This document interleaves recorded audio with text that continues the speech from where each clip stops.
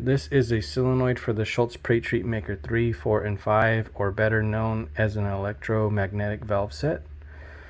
This part can give out if pretreatment is stored in the machine for a long period of time. It will clog this part and build up too much rust and corrosion in the machine and in this valve.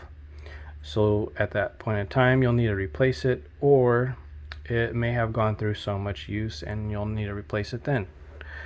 We have a link to this part and some liquid that you can use to try to unclog if necessary. And also we offer technical support as well for this machine to help you troubleshoot any problems that you might have. We have years of experience with this machine and over a decade in the direct-to-garment market. So if you need technical assistance for whatever reason, we'll be more than happy to help you out.